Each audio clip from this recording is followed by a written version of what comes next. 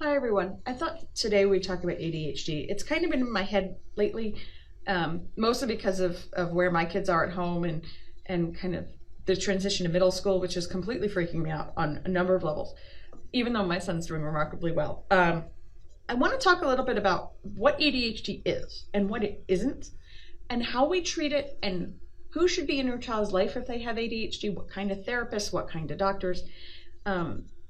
And then I'll talk a little bit about kind of what we got going on at home, because it's definitely an interesting thing to talk to other parents who have kids with ADHD. So what is ADHD?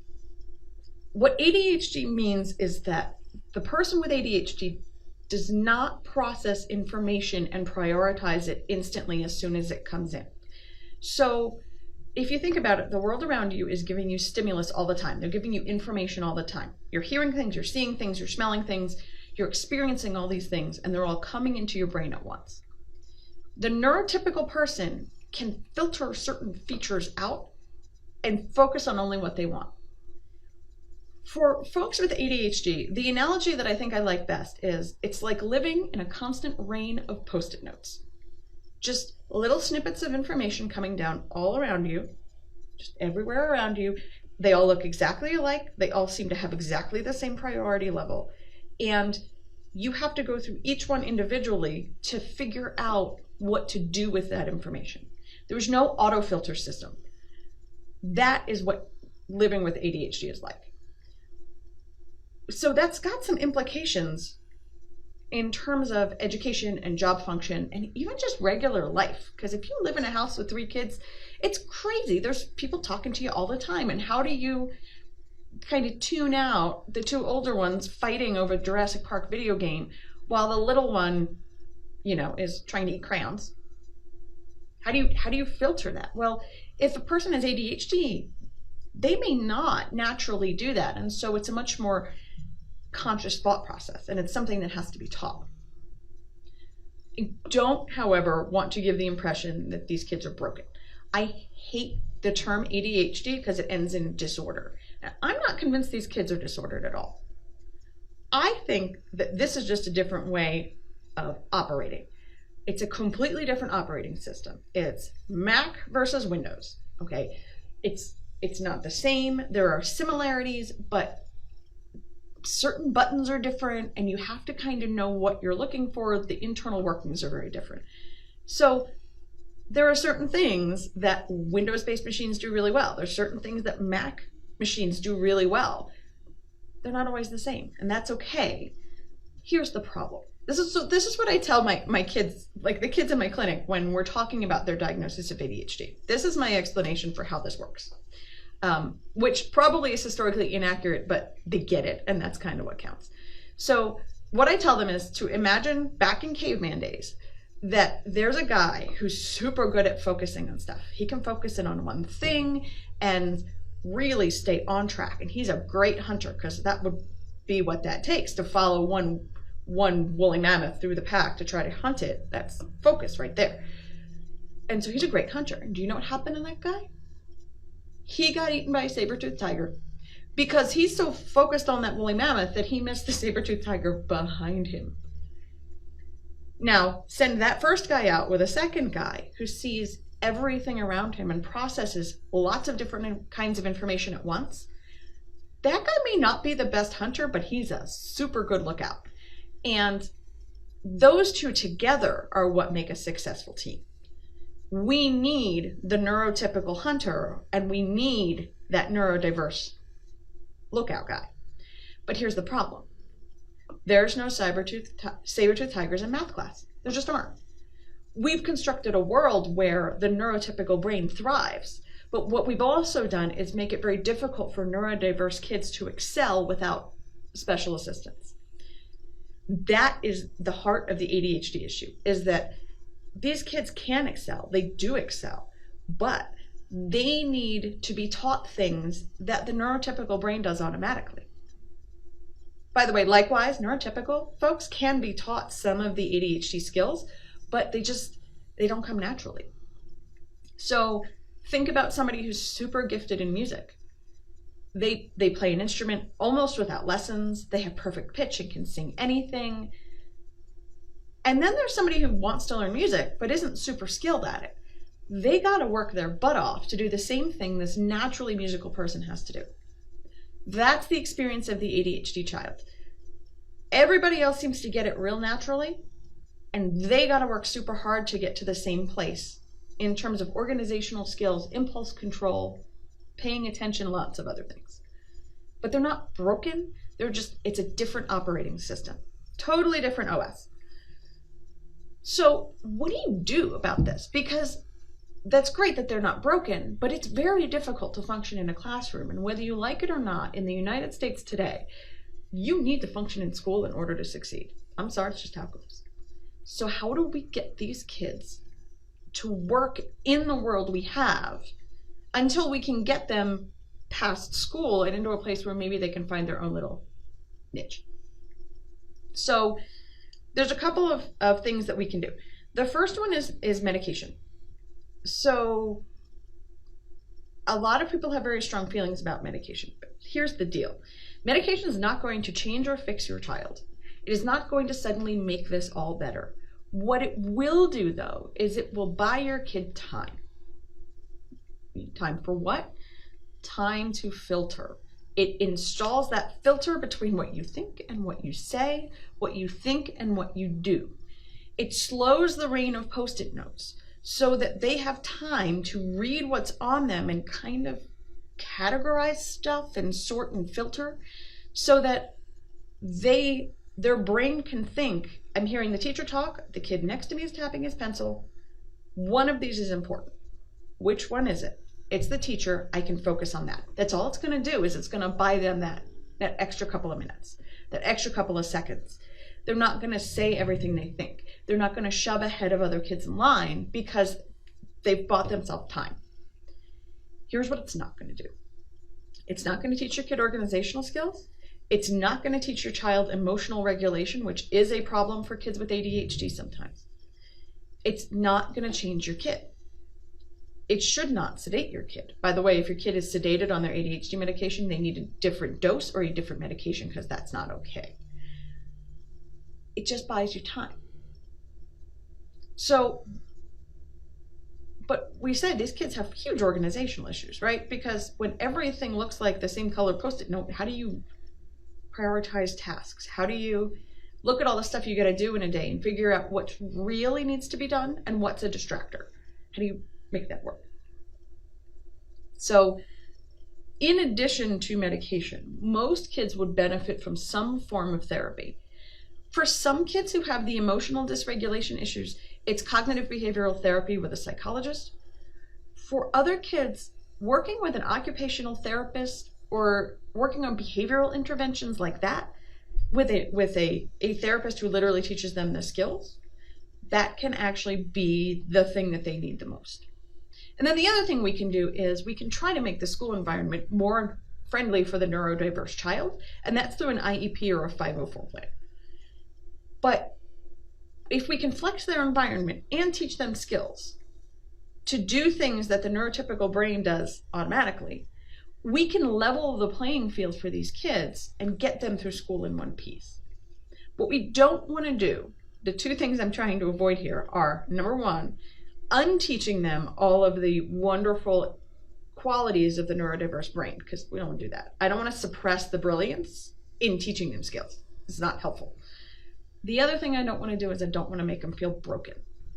And again, that's a big problem for kids with ADHD, is they get more negative feedback from adults than neurotypical children.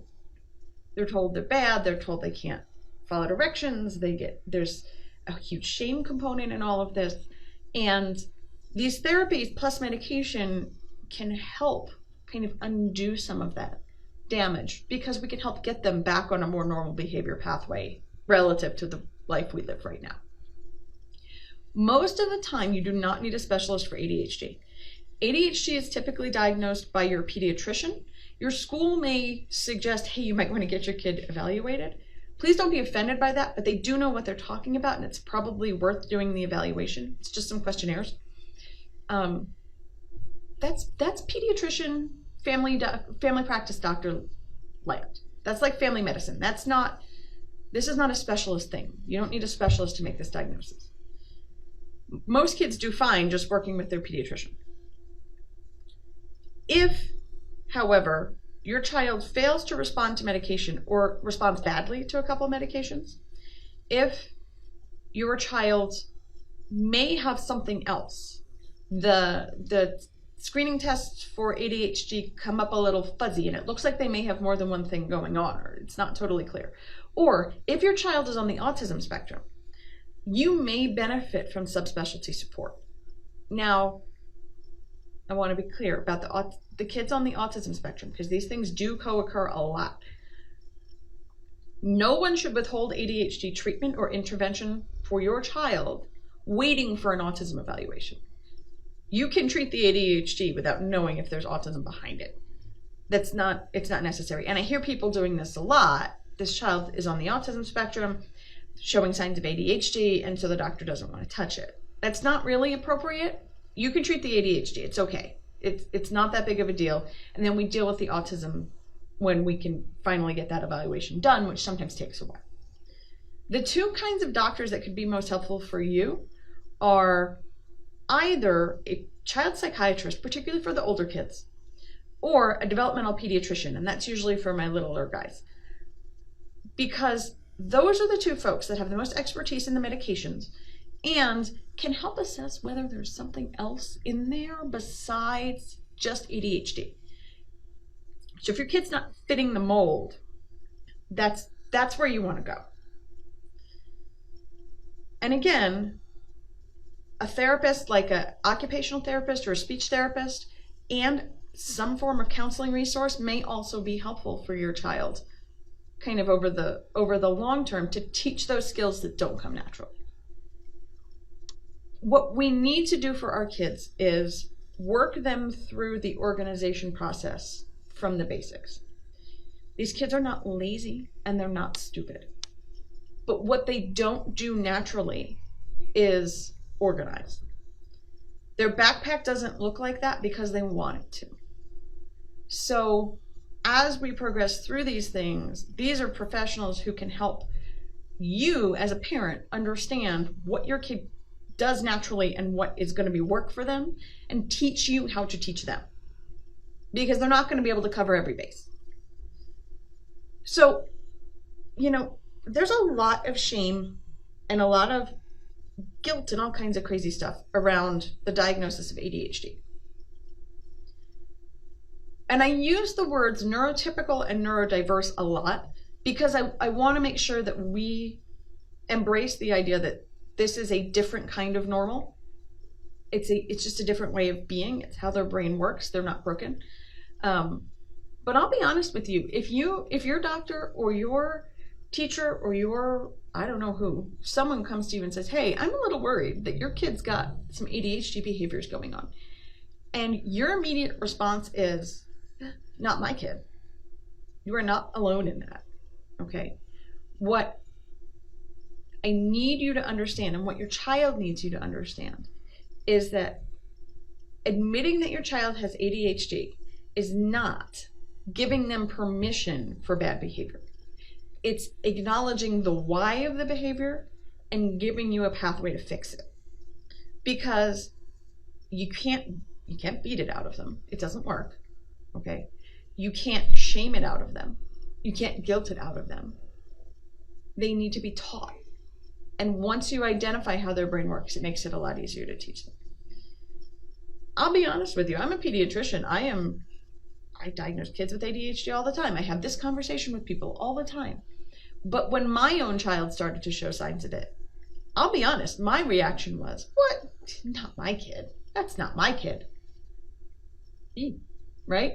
But I'll admit it. I own my own crazy. That was my initial reaction. And in talking to my son about it, who was about 8 at the time, he asked for help. He said, Mom, I'm not doing well here. I'm not thriving in 3rd grade. I'm not doing this well. Is there something that could help me? And I said, Well, some kids do take medication if they have trouble paying attention. And he said, well, could we try that? So I was humbled very quickly by a third grader. Like, look, your kids need this. It's not about you. It can't be about you. And it can't be about your pride. It's got to be about them. I promise you, if your child expresses the need for help, you are already on the right track. But what I would ask is that you don't deprive your child of necessary treatment because of it bringing up feelings in you. Because that's not really their problem or their fault. And what I don't want to do is hold them responsible for our grown-up feelings. If you want to talk about ADHD in reference to your child, you need to make an appointment with your pediatrician first. That's kind of your stepping off point. There is a test for ADHD. They're called the Vanderbilt scales. You can print them online. One is filled out by the parents, one is filled out by the teacher. If your kid has more than one teacher, every teacher can fill it out. Both parents can fill it out. So mom can do it and dad can do it, because sometimes those perceptions are a little different. And then take those to your pediatrician and see what they have to say about your kid's behavior and where they're falling.